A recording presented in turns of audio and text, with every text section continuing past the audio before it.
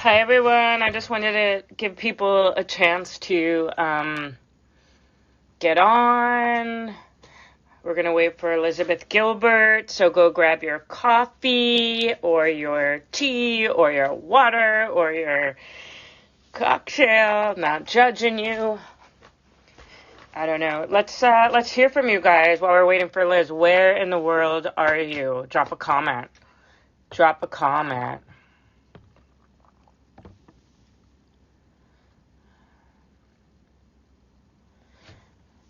Yeah, let's see where you are. I'm in Los Angeles. Hi, honey. I know you're in Vegas.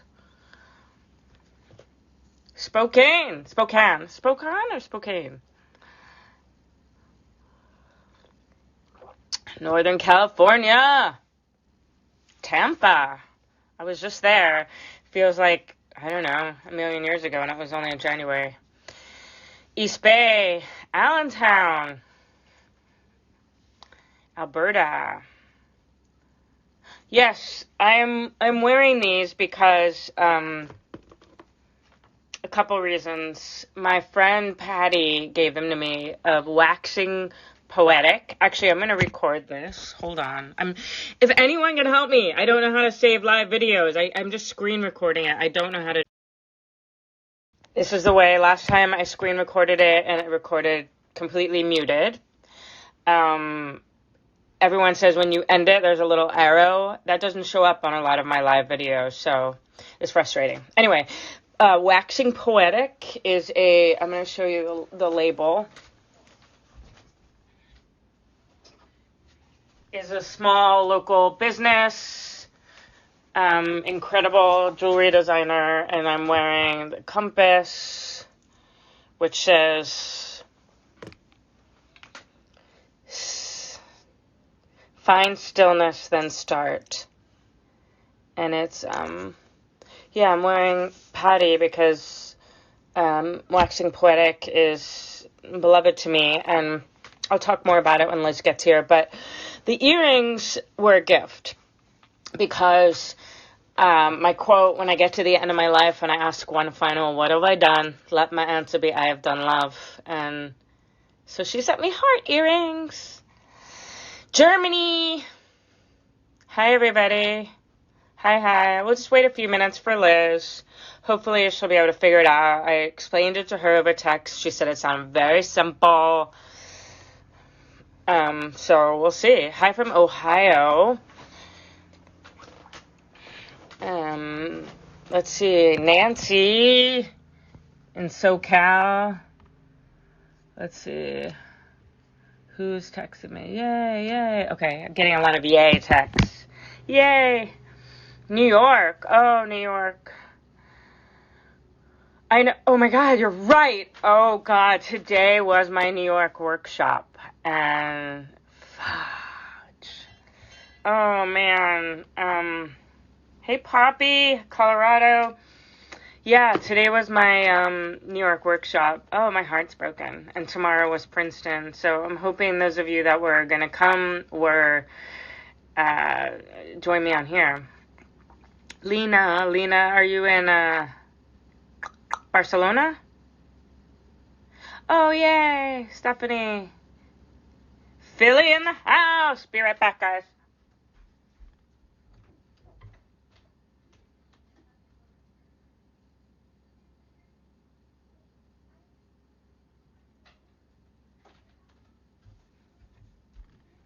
So, last night I did a live video with Maria Bello. You could still watch that in my Instagram stories for, I don't know, maybe till about, let's say 12 more hours.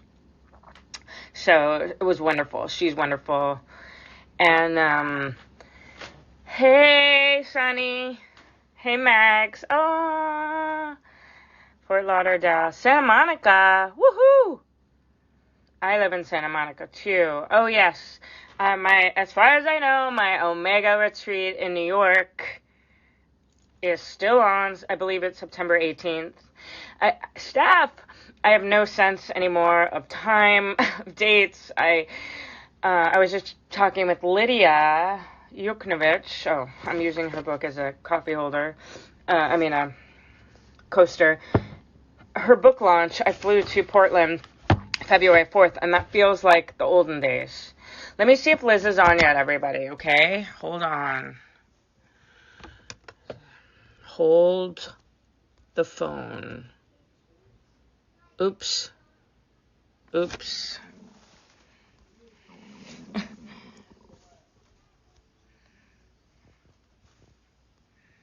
Here she is. It says unable to join.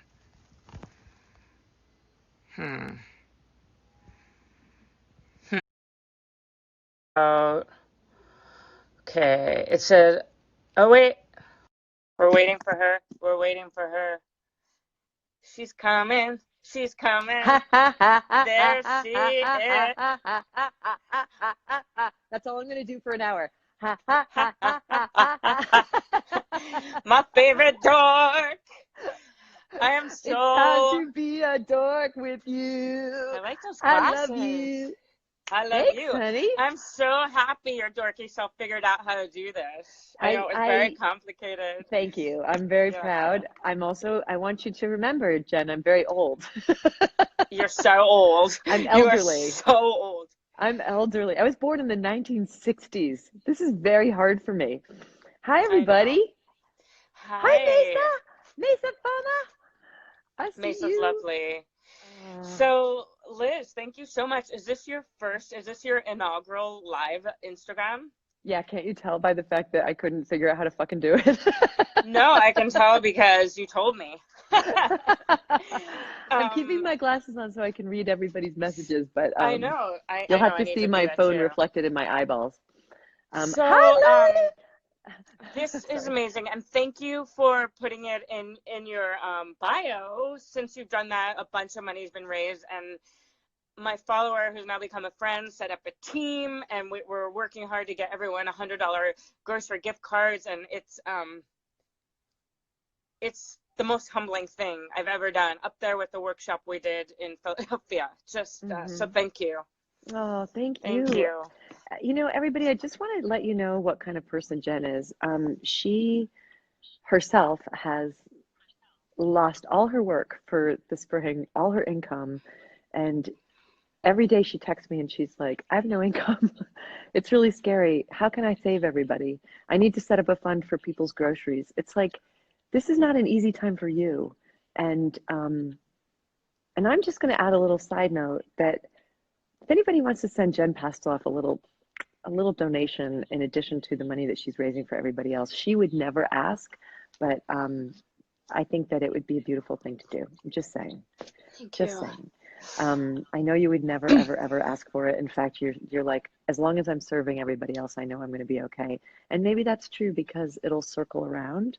But I just want to let everyone know that you are astonishing because you have your own issues and your own troubles right now, but you're just putting those aside and helping everybody else. And that's just the quality of your heart and why I admire you so much. So I love you.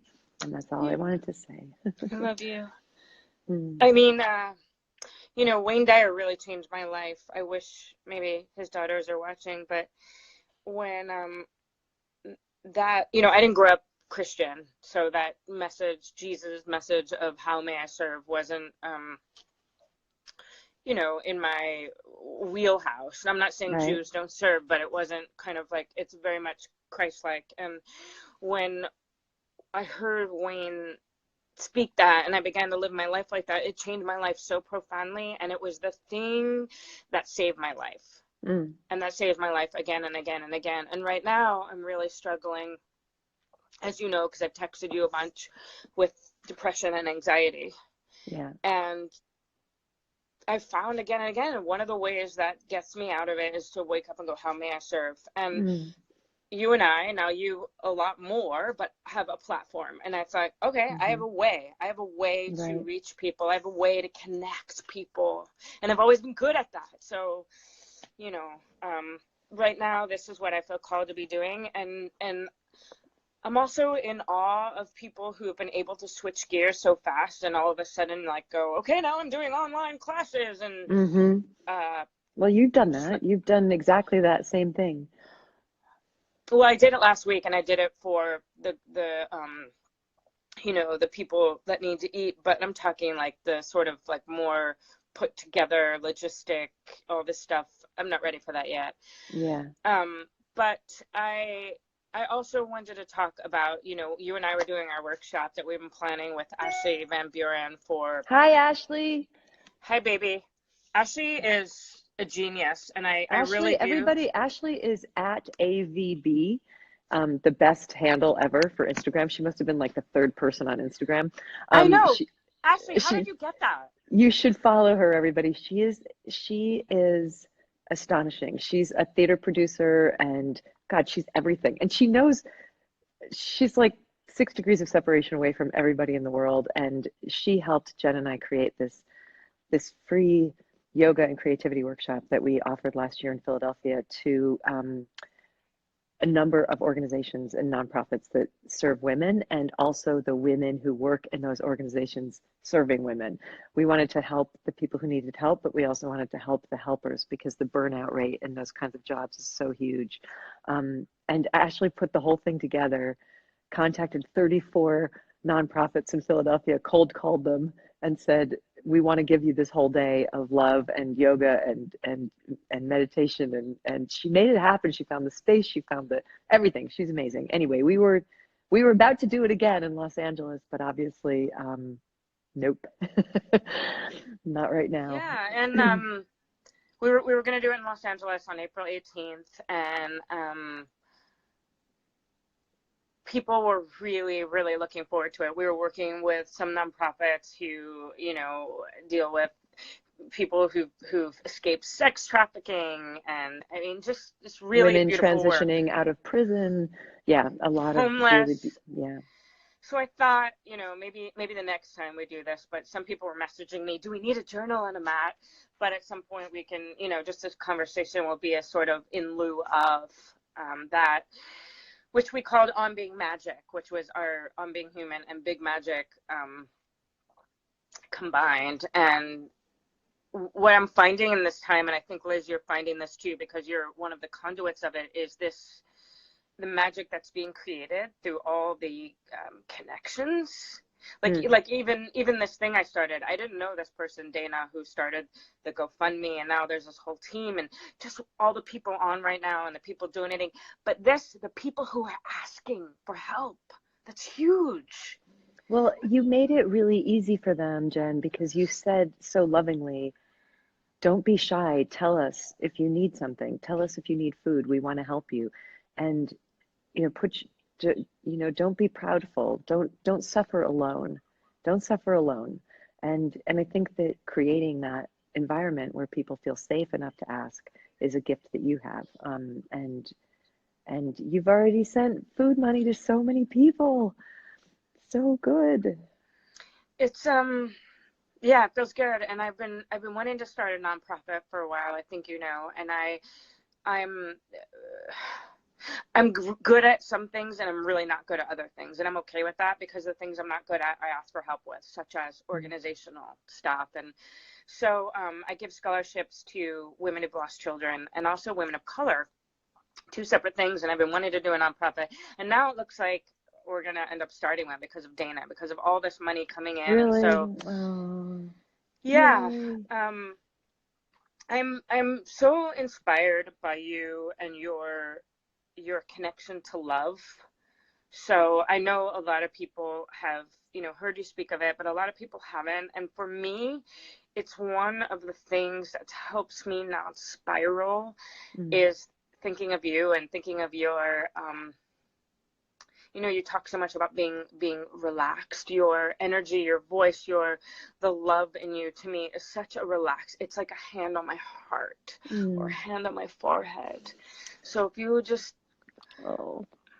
it does though. Sometimes I watch your videos, like I just to hear your voice, and you have such a direct connection to love or God or whoever you want to call her, or it, or if it's Rhea. So if you just want to talk about that for Yeah, anyone who's I would feeling love lost to. right now. So that connection is 20 years ago when I was in suicidal depression, I was given a gift, and the gift that I was given was an inspiration. And I didn't make this up. This is why I share it with everybody, because it doesn't belong to me. It was given to me from grace. And the inspiration said, get up, get out of bed, take a notebook and write yourself the words that you wish somebody would say to you right now. I was so lonely. I was so frightened. I was so full of shame. I was so full of failure. I was so full of despair, but mostly I was so lonely. I felt so alone in the universe and so unlovable. And so I picked up this notebook and I wrote myself. It was very simple. It's very simple. All you have to do is write down what you wish somebody would say. And you know what that is because you've been wanting to hear it your entire life. And so I just wrote down what I wished somebody would say. And those words were, it started with, I'm right here. That was the beginning of it. I'm right here. I'm right here. I love you. I'm right here. I've got you. I was here with you at the moment of your birth. I got you. I would show you, but it's under my boobs. I have a tattoo that says I'm right here. I've got you. I'm never going to leave you. You can't do anything to lose me. This is the really important thing. Lose me. You can from now till God leaves Chicago. You can mess up everything. You can blow every relationship apart. You can be a disaster. And love says to me that night, I don't need anything from you. I don't need you to feel better. I don't need you to ever feel better. I don't need you to not be depressed. I don't need you to excel. I don't need anything from you. I just love you. And I'm just here. And I'm not going anywhere. And you cannot lose me. And I will tell you something, you guys, that is a fact. Because over the last 20 years, I have never reached out to her. I call her her. I have never once reached out to love that she has not been right there, middle of the night, in a funeral home, sitting up next to Rhea watching her die, desperately lonely, going through another divorce, going through another broken heart, you know, and I just pick up that notebook and it always starts the same way. It starts with me saying, I need you. And then the next thing on the spot is love saying, I'm right here.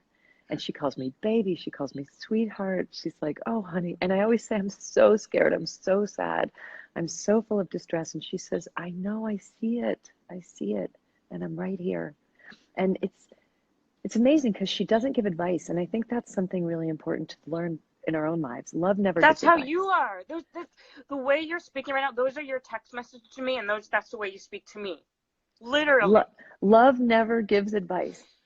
Love never gives advice. Beyond, every once in a while, love will say to me, okay, sweetheart, why don't you go get a glass of water? The most advice she's ever given me is, why don't you go get a glass of water? Or why don't you take that bra off? You can't breathe. That. Take your bra off, get a glass of water, go back to bed, or take a bath, take a shower. That's the extent of it. She never tells me what to do with my life. All she says is, whatever you do, I love you. Whatever you do, this might work, this might not work. I love you. I've got you. And it's been 2 decades that I've been with her. And I ask her questions sometimes. I'll say, are you God? And she says, no, but I'm included in God. She says, God is the unknowable. God is the mystery. I'm knowable. I'm love. I'm knowable. I wore these earrings. I wore these earrings for you, for love. Waxing Poetic. Patti sent them to me as a gift. They're hearts. Oh, yay. And I was thinking, that poem. Remember that poem I texted you? God yes, I was yes going to ask you to read it. The one about God talking to you, right? Isn't it? Yeah. I have to find it here on my computer. But, you know, that's just so moving to me. And when we did our workshop together, I have an exercise that's in my book, and I call it In the Voice of Someone Who Loves You, which is essentially the same thing. It's finding someone who loves you and then visualizing them. And I do that before I leave the house. And I think sometimes that's not enough. So something tangible is to actually write a letter. And so like most of my life until Charlie, it was from my father. And it's like, dear Jen, and then you write this letter, and it's really what they would say to you. It's the same thing. And I was doing Nadia Boltz-Weber, who's just amazing. I believe you She's know her. amazing. She's Yeah, amazing. we all have the same agent, Miriam, who's amazing. And I did Nadia's podcast, and she said to me these words. I realized the words I want to hear the most in my whole life, and I think you know this, are "it's going to be okay." Those are my. Sometimes I'll just text you or Lydia, whoever. I'll say, "It's going to be okay, right?" And I just want to hear that. But Nadia said, and I started to cry. She goes, "It's not your fault." Mm. And I broke down, which is not easy for me because of my antidepressants. And I think for those of you listening, though, to really think about what you want someone to say to you is one of the most powerful, powerful things you can do. Mm-hmm. All right, God says yes to me.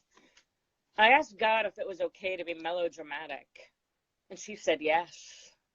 I asked her if it was okay to be short, and she said it sure is. I asked her if I could wear nail polish or not wear nail polish, and she said, honey, she calls me that sometimes. She said, you can do just exactly what you want to. Thanks, God, I said, and is it even okay if I don't paragraph my letters? Sweet cakes, God said. Who knows where she picked that up? What I'm telling you is yes, yes, yes. Kaylin Hott. Such a wonderful poem. I love that poem. Isn't it wonderful? What I'm telling you is Sometimes yes, love calls yes. me dummy, but it's always with great affection. She's like, I was like, do you love me even now? She's like, yeah, dummy. You dummy. You dummy. I feel, here's another thing I appreciate about you. There are many things, but one is your sense of humor and that you don't take yourself too seriously. So for me, that's the don't be an asshole. It's the same sort of like, it's that loving thing. It's a way to don't be an asshole and you know, be hard on yourself or whatever it is. It's a way to not take yourself so seriously. But I so appreciate that about you. I think that levity is so important, and how you're willing to, you know, I call it dorking it out and just really be free. It's in your life, in your persona, in your social media, and in your writing, you know. It's such it's a gift for all of us because we can learn from that, not to be so consumed with what others think. Or what you think of yourself, right? I mean, there's, you know, we're all so self-absorbed. We can't help it. It's a hallmark of the species. I mean, you've got to be really, really enlightened to, you know, what is, I think it was Pema Chodron who said, you know, when you can really get your spiritual practices going, you get to a point where you're only thinking about yourself 95% of the time. Oh my God, that's good. That's you good. know, and that is a massive improvement over 100% of the time, because That's that leaves 5% of your life that you're thinking of others or just not thinking about yourself. I've got a friend who says that humility doesn't mean thinking less of yourself. It just means thinking of yourself less. I love that. Just a little less, but just a little less. Like, I'll take 1% less of self-absorption from me about myself. That's great. Like, that's massive improvement, you know? So it's just that tiny, Pema Chodron also says, you know, we get so perfectionistic even in our spiritual aims. Like, we all want to be saints now. Like, we go from being like completely self-absorbed, narcissistic, neurotic disasters to deciding that now we're going to be like, well, now I work for the Lord, you know, or whatever. And, you know, and she's like, you know, how about you just make a goal that this time next year, I'd like to be like 1% less neurotic, depressed, and self-absorbed than I am now. Like, Bam. Small goals, like reasonable goals. I mean, I love also the other day when you posted, you're like, 6 words. I'm going to give you 6 words. And, you know, I was like, okay, wait, Charlie, Robert, be quiet. And I did this for you, everyone. I'm in my office/bedroom. I made my bed terribly. Look at you. Yeah. And I got you're dressed. Robert goes, are you going out? I said, well, No, but I have an appointment with Liz. But Liz said six words of advice: make your bed and get dressed. Make And your I bed and get not dressed. doing either of those. None.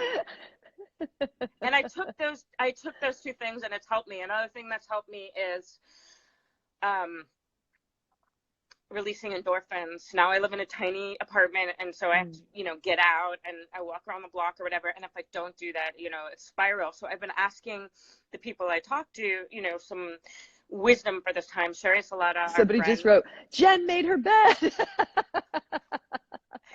Sherry, Sorry, honey. by the way, when Sherry and I did our video, I have no sense of time. I'm like, was that a week ago? Was it yesterday? We talked so lovingly There about is you, no but more time. Uh-huh. exactly. Sherry was talking about her meditation practice and how important that is to her, and it's a non-negotiable. And also, she was talking about something she was calling esteemable practices.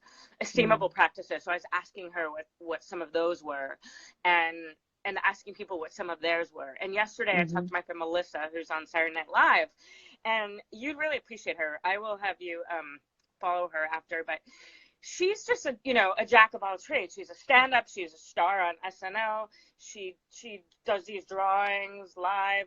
But she said she's been doing a lot of stuff that she liked to do as a kid. And I That's thought it. immediately of you. I thought of That's it. you, Liz Gilbert. That's it. Yeah, because you were on the right track when you were a kid. That this is gone. This is not advice I made up. I can't even remember the first time I heard it or the last time because it's out there. But what did you love to do the most when you were 9 years old? You were correct. You were correct about what that is. And for me, it was drawing, writing stories. I loved my stuffed animals. I loved being cozy. I was a really cozy, affectionate kid who could never get enough like warmth and snuggles. So like treating myself. You're still like that. I know, I'm still like that. It's who I am. So like treating myself to like I don't have a partner, but I have like the ability to make myself really cozy if I believe that I'm allowed to be. So like I'm allowed to make myself really warm and really snuggled and get a lot of fleece around me, and I still have my teddy bear from when I was a kid, I love that. and then sit next to, like right now I'm sitting next to the wood stove and like sit next to the wood stove and draw in my journal. I can't really be more contented than that.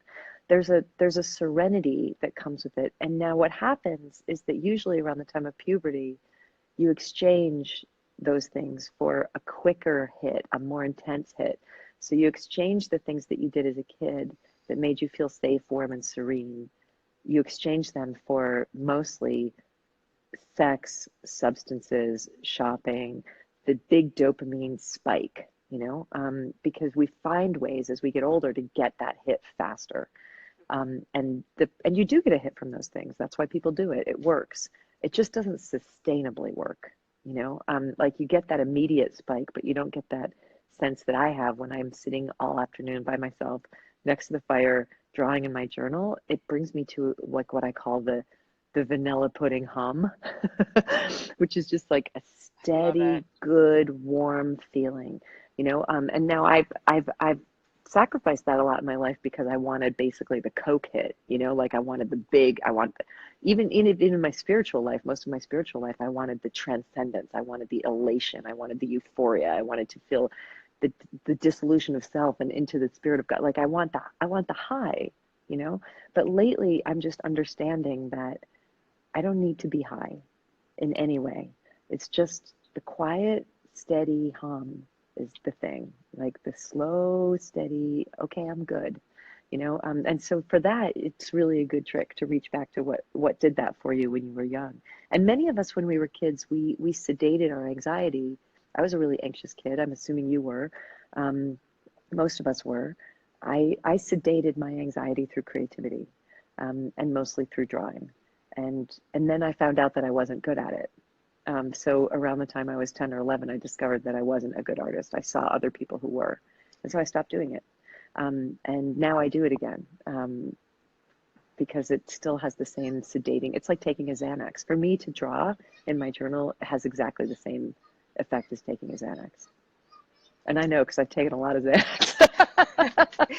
I shared with Sherry on our call the other night that I got a Xanax prescription, and she said, I really admire you for being so open. And I thought, I have nothing to hide. I'm not gonna Yeah. take it all the time, but I know I needed it. Yeah. And I really took it to heart when I heard you say that on the Yoga Journal podcast we recorded about the thing you did as a kid. And I remember that I was told I wasn't a good and I believed I wasn't a good singer, dancer, artist. And so I've stopped all those things. And now, Yeah. more and more I dance and I dork it out and I sing, even though I'm awful. I don't care. But the drawing still for me is something that, as I'm sitting here, I have this little thing called Spark Creativity, the drawing. So I've really been watching you a lot with that and trying to tap into that place in me without any inner asshole voice of, you suck at this. You don't know how to draw. Well, our dear friend Linda Berry, who we both admire so much, who teaches art to people who are not artists, she speaks about this so lovingly, where she says it's actually amazing when she teaches an art class to people who say that they're not artists and that they can't draw. Generally, those people will be able to tell you when they stopped. Everyone knows when they stopped. So I know that I stopped when I was about 11, and that's usually around the time people stop. It's when sometimes a little earlier, sometimes it's a little later, but she said when you're in a room full of people who have not drawn anything, drawn a picture since they were 9, 10, 11 years old, and they pick up that colored pencil and put it to the page, she said, the energy in that room, it feels like it's going to burst into flame because everyone is fucking terrified. Everyone is terrified. The collective terror and the release and like the throwing themselves off the cliff to draw something. And that's how I feel literally every time I pick up a colored pencil to draw. I'm terrified. And she says the other amazing thing is that when you start drawing again at the age of 50, in my case, your drawings will look exactly like they looked when you stopped. So my drawings look like a 9-year-old made them, a 10-year-old made them, an 11-year-old made them. That's where I left off, and that's okay because they made me happy then.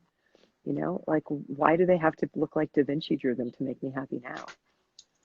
I love what you wrote. You wrote to me the other day, one of your teachers said, and I'm going to say it wrong, but you said constant creative response? No. You got it. That's it. Is that what it was? Constant creative response. Constant creative response. That got me right in the gut because it's sort of the same as the how may I serve. That is really a way of not just surviving, but thriving. Yeah.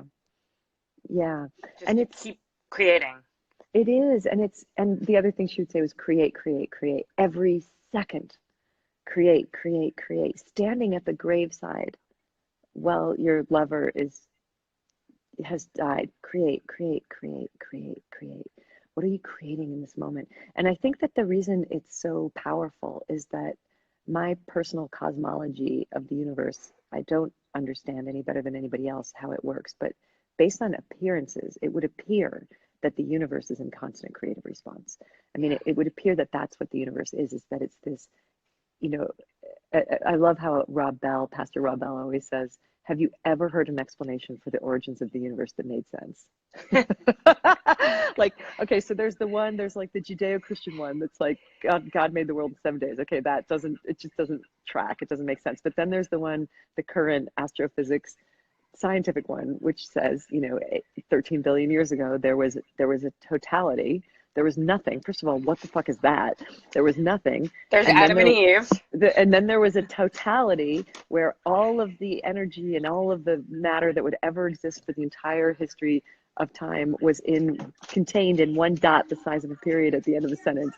And then it exploded into a creative, energized thing. And I'm like, what? That doesn't make any sense either. But my question is, why did it want to? I believe that that's what happened. My question is, why did it want to? And it wanted to because it wanted to create. So we think of creation as something that happened once. There was the moment of creation of the universe, but it isn't something that happened once. It's something that's happening, and we are in it. I love that. We are part of it. And so when we create, we join with it. And so all of its energy goes into us. And that's why it's so healing to do it, because you're in alliance and you're in allegiance with what's happening in the universe. When you stop creating, you're going against the stream, and that's why you get depressed. That's my theory. Yes. Oh my gosh. First of all, hi Maria Bello. I just saw you. Hi, Maria. Lydia, you know, my wifey. Oh, she's the best. She is. And last night, Maria decided to give out 20 of these books. So yeah, just what you are doing and what people with platforms are doing who to get art out there and books out there is. I saw your video this morning on Reese's thing about independent bookstores and but Lydia's always talking about that. You know, one of her prompts quite often is, "What are you becoming?" Or "I am becoming." And you're right, it's constant creation. And she also has a quote which I love, which is very much the same thing but naughty: "Make art in the face of fuck." I love it. I love it. Make art. She has hats. You know, she's such a badass. One day we're all gonna sit together. Make art in the face of fuck. Can Make I art tell in the you face a of fuck. story? Please. So when Trump was elected, Who? Rhea, I know it's hard to remember the name. I can barely picture his face. So Rhea was at that point had just stopped chemo because there was no hope, and she had made this incredibly brave decision against the wishes of her doctors and against the wishes of her family, where she just said, no, I don't want to be a cancer patient. I have a terminal illness. I'm not afraid of dying. I actually don't want to spend the rest of my life in Sloan Kettering hooked up to machines. I'm going to live until I die. I'm done. Like she just said to the doctor, who's lovely, the oncologist, she said, "You're a wonderful person. I thank you so much, and I never want to see you again." And she walked out of Sloan Kettering, and she was like, and they were like, "Well, you know, you're going to die a lot faster." And she's like, "No, I'm going to live a lot harder." I'm going to live a lot harder, actually. And she ended up, they said, "You'll probably live 6 months." She ended up living a year with no treatment. But she was just like, I'm done. I'm just going to do what I want. I'm going to have, she's like, I've got the love of my life with me. Finally, after all these years of quietly loving her, we're going to make music. We're going to create things. We're going to get in the studio. We're going to travel. And so she had just given up chemo right before the election. And we went out that day, we voted. We were so excited. The first woman president was going to be elected. It was so obvious that's what was going to happen. We were going from a black president to a female president. We're like, this is the change that's been coming. This is it, you know. And then we did what everyone did. We sat and watched in horror as this horror movie happened in front of our eyes. And we were like sitting on the couch freebasing Twitter, you know, just being like, what the fuck? Like changing channels, going from channel to channel to channel, be like, somebody has to change this news, like CNN must get it, we're like, ah, you know, and just realizing what was happening. And when we realized what was going to happen, I said, okay, we're turning off all the media because we're just going to make ourselves sick. And so that's it, media blackout. We can't change this at this point. This is happening. And we turned off all media, all electronics, shut off our phones. We went into the bedroom, we lit a bunch of candles, and we said, okay, we're going to pray, right? Let's just find ourselves. Let's find our center. Let's find God. So she goes, you go first, right? So I pray my prayer, which is a very Liz Gilbert prayer that was very much like, you know, God, whatever your will is, you know, let me be able to hold my connection to you through it. If there's any way that I can serve, let me not harden my heart against those who see things differently from me. Guide us through this difficult moment. You know, all of this like very gentle stuff, right? Ray's like, you done? I'm like, yeah, I'm done. She goes and stands in the middle of the room and she puts her fist up at the sky and she goes to God, are you fucking kidding me? She goes, seriously, fucking this? First cancer and now this? You're going to kill me and you're going to have Trump be president when I'm fucking dying? She goes, that's your plan? And then she just puts both her arms up in the air and she goes, okay, then let's dance. Let's dance. Like, you want to dance, buddy? Let's dance. Let's dance. And it was just this, she was so radiant. She was like, I'm going to live in all of this. I'm going to live in cancer. I'm going to live in a Trump administration. I'm going to live in this moment. And this dance will not stop until the moment I'm gone. And she danced it. Like, she danced her life right up until the end. And that is how you stay engaged, you know? Like 2 days later, we were in the recording studio writing music, making songs. She's like, I'm not stopping just because of this. I'm not stopping just because I have terminal cancer and Trump is president. Like, I'm here to create. I'm here to be alive. Let's dance. Let's dance. And I just hear her in my ears always in those dark moments of like, you want to dance? Let's dance. And I love that. I love that about you. And I love how you Adam, hi also, Adam. Right, Adam just you, he you knew always her. Yeah. say, even, before this, COVID-19 thing we're going through, you would go, what a time to be alive. And it's like, you're always saying that. And it's so true, right? What a time to be alive. Two things. I just remembered another thing Sherry Salata said the other night, which really struck me, is that, she had this epiphany really a bit later in her life. She's 60 now, but after being Oprah's producer and having this just amazing career, she said, I don't, what did she say? I don't want to have, it's not exactly right, but she said, I don't just want to have an amazing career or a full career. I want to have a full life. Mm. And it reminds me so much of what you're talking about now, just really being with it all. I'll tell you something. I said this when I gave a talk at the Moth about Rhea. At the end of it, I said, the biggest mistake I made about her and the misunderstanding I had about death is that I treated her for a long time like she was a dying person, because she was a dying person. She had a terminal disease and she was dying in front of my eyes.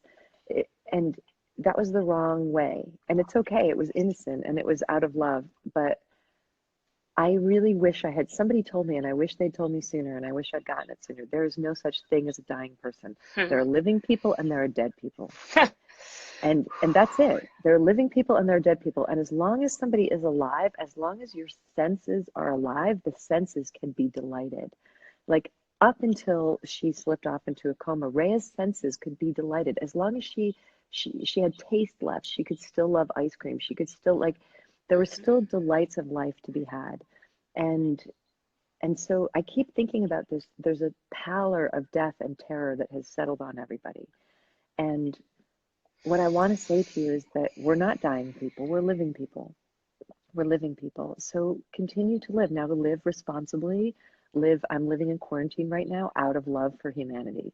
That is the single greatest gift that I can give to humanity right now, is to stay away from other human beings, right? So that's my gift. I'm doing it. I'm happy to do it. 2 weeks I have not seen a human being, other than virtually, and that's awesome, but that's it. It's like, and the other thing I want to see if I can get this over the net. Okay, I do a lot of public speaking. I do a lot of teaching. I'm a lot engaged in the world. I take a lot of questions from people.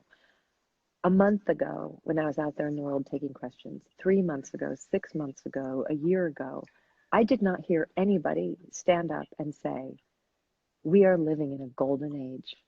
We are so lucky. We get to hug our loved ones.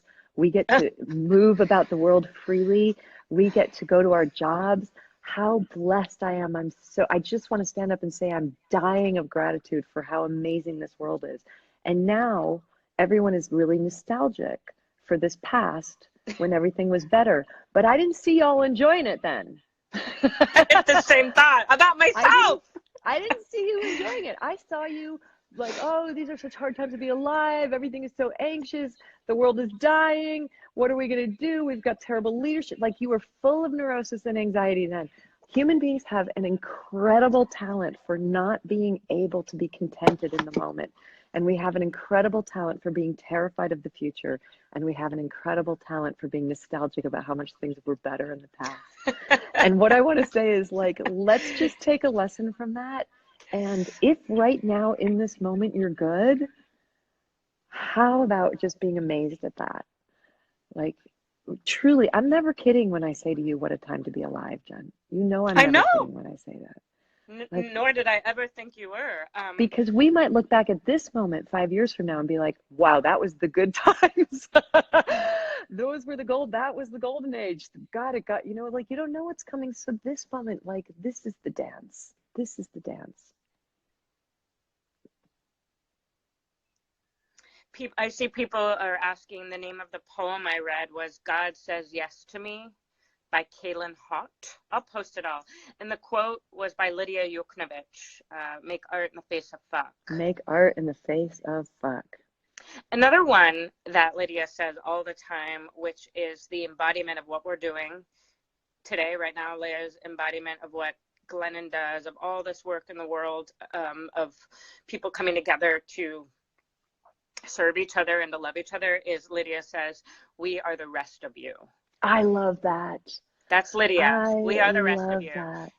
And I mean, when she said that, that was, I think, the first time we did a workshop together. I knew we were soulmates. You know, we are the rest of you. And she lives her life that way just like you do. So quietly generous. You know, I really, those of you watching, Liz, my friend Liz that you're looking at right now, is the most generous person I've ever met. And so unassumingly, so without, it's not a big, no fanfare. It's quiet. It's under the radar. And it's life-changing. It's really something to behold. You talk, dude. Yeah, well. You are literally just looking in the mirror. You are literally just looking in the mirror. Well, you're richer, so. Yeah, but you know, and I know that that's not what generosity. I know. Comes I from. do know. I'm just. You know, like it's kidding. It's. Man, I know some really rich people who don't have the gift of generosity. I know, because me too. they live in lack. And I know some people who, I mean, Jesus, look at Simone Gordon. I know people who have nothing and all they do is give. And I'm in the middle there. I'm really in the middle, you know, and generosity is a way of being. It's got very little to do with how much you have. It's a way of being that says, I have more than I need. And it's very rare to meet somebody who thinks they have more than they need. Yeah, in my book, there's a chapter called "Be a Human." May I be a human? Thank you. And that's really, I see you like that. And I see you like that. Simone Gordon, everyone, Black Fairy Godmother official. She's become one of my dearest friends. She calls me Auntie Jen, like I'm her Jewish Auntie Jen. And she told me my glasses. She said, no offense, but they have a real aunt vibe. I love that. I am an aunt, Auntie Jen. So she's out there, you know, constantly, every single day, raising money for people in need. She has a nonverbal son who's autistic. She still has to change his diapers. I think he's 11. She has about 5 people in her house she's taking care of. She's going back to school. She was, at some point, a few years ago, living in a homeless shelter. She is I've never met anyone like her. Never. I've never, ever. I've met some really generous people in my life, but I've never met a Simone. I've never. Yeah, so, if you guys aren't following her, follow her. It's her Instagram handle is at Black Fairy Godmother Official, and she does these. And the thing that's so beautiful about her fundraisers is that they're so modest in that they're heartbreaking. You know, somebody needs $150 so that their lights will not be turned off. Mm-hmm. You know, somebody needs like $220 to pay for car repair so that they can get to their job, so that they Black Fairy Godmother. At Black Fairy Godmother official, I think is her yes, she changed official. It because... And her name is Simone Gordon. You can look her up. There's been some articles written about her. It's all homegrown. It's all just her transferring tiny, in the great grand scheme of things, tiny sums of money to people for whom $200 is literally maybe the difference between life or death, maybe the difference between their children eating or not eating, maybe the difference between being able to keep their lease or living on the streets. She's amazing. So I always, every month or so, I ask people to follow her and say, I know, I love that. And, you know, let's make a commitment to just love everyone. You don't have to do it all the time, but chip in $5, $10, it gets done. Somehow as a community, we're able to take care of a lot of people.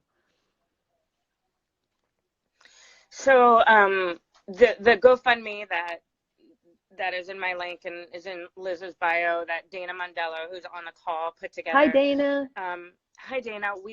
Dana somehow, again, these are things that I'm not good at. And she got a team together. She's the rest of you. Dana, you're the rest of us. Yes. So we're working on getting, and now today I did send out emergency money to someone because they have my personal email and I couldn't help it. so I did that, but we're working on getting people grocery cards, you know, and it's a whole system and it's a lot of work, but it's, you know, some people right now quite literally don't have food to eat because of what's going on. And Yeah. those of us that are in a position to help, let's do it. And if you're not, then spread the word. And if And you're if you're not, not, here's what I want to say to you. Don't hurt yourself trying to help yes, if you can't.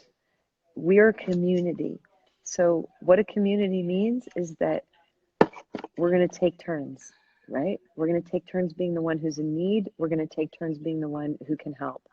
And if you're on the bones of your ass, as my dad would say, my dad's, isn't that great? If you're on the bones of your ass yourself in terms of being broke, don't hurt yourself, please. We don't need you to do that, right? We need you to look after you, and we need you to look after your family. And don't feel shame or guilt. Right now, your yeah, moment in life is take care as best you can of yourself. If you've got extra to share and it's not going to put you on the bones of your ass, then share. If you need food, there's an email address. Reach out to Jen. She'll send you a gift certificate.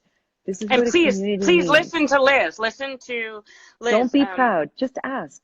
And you don't have to be at zero to ask for money for groceries. Like if you're making that decision between putting gas in your car and keeping the lights on and getting groceries, reach out. We'll send you some money for groceries. It's You know, on like, being human, yeah. 2020.com. And what that And is, the handle for Simone again is at Black Fairy Godmother Official. mm-hmm. Somebody just asked for it um, again.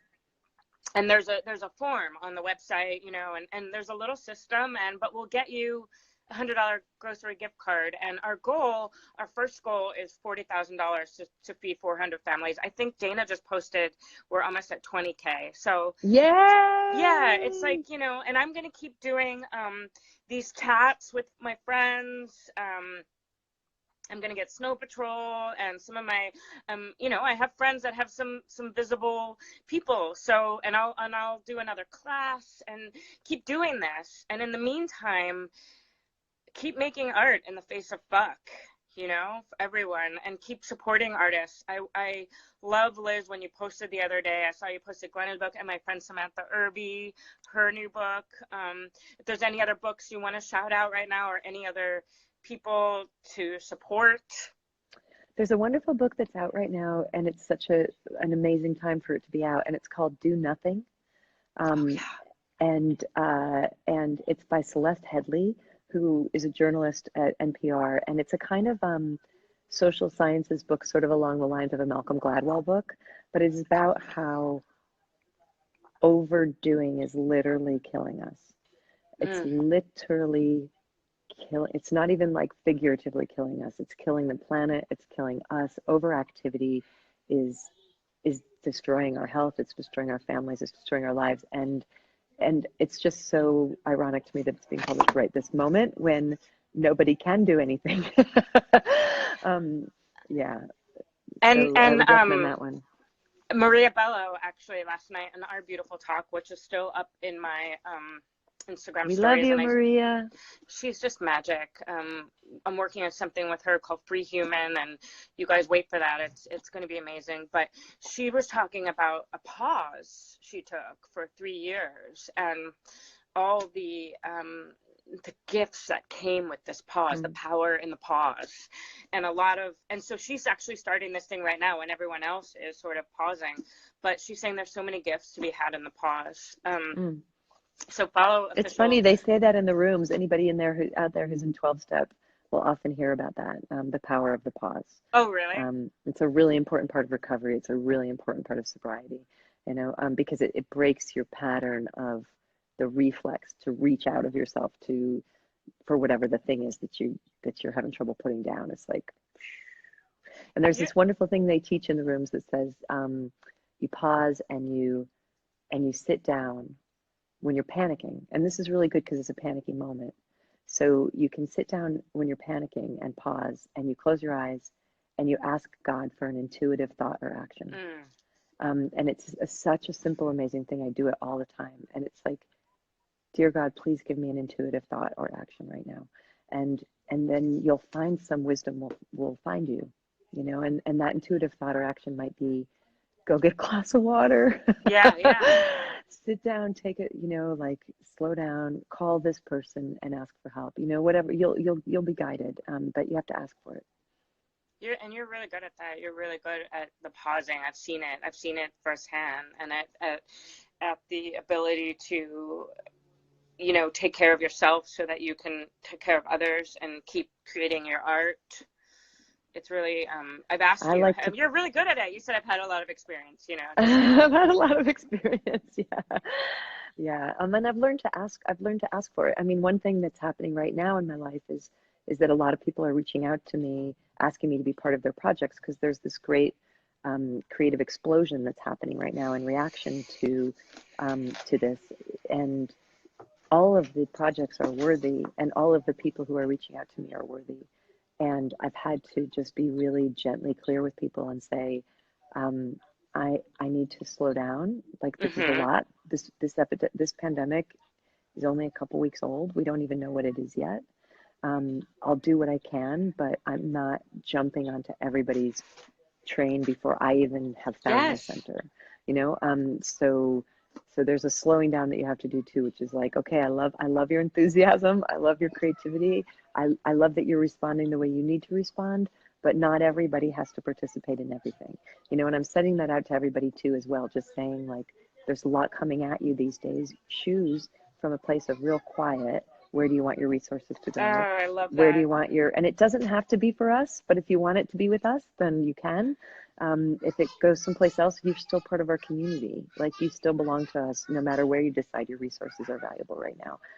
We just love you. You don't have, you don't have to earn our love. No, absolutely not. I'm right here, right? I was holding up this book. This is great. This is my really good friend in Portland who's friends with Cheryl Strayed and Lydia. It's called Okay, Fine, Whatever. Courtney Good Hameister. title. It says, listen, the year I went from being afraid of everything to only being afraid of most things. And it's about anxiety. Oh. I know a lot of people are struggling with their anxiety right now. So any, you know, books and poetry and art and music that can help, I'm going to keep sharing that. Yeah, And let's Liz and share the I, you know, resources for sure. absolutely. Liz and I are going to be on the cover of Yoga Journal Cover for the May girls. June creativity. It's Cover Girls. Cover It's girls. quite hilarious. I can't wait till you see. But it was really fun, and the whole issue is about creativity, which seems to be, like you said, there's an explosion of it right now because we're all Yeah. just home. Yeah, know? we're all home. So And also, I mean, I think there's a heart explosion that's happening. Um, everybody is seeing tremendous immediate suffering, and there's a creative compassion response as well. Like, you know, how can I serve? What can I do? What can I make? You know, what can I bake? What can I sew? You know, there's that whole group of crafters who are now literally sewing people's PPE, their personal protective equipment that nurses and doctors and hospital employees need, because they can't, they're sewing people's not just masks, but they're sewing I their know my friend's what an is that ER called? doctor, and she texted me last night, and What do they call the PPE, scrubs? People, yeah, people are like scrubs. crafters Oh out yeah. there. Yeah, look, if you guys are crafters and you know how to sew, look online, because they need you to actually make hospital gear for people right now. And there's something to me that feels so like 19th century about that. It's like what civil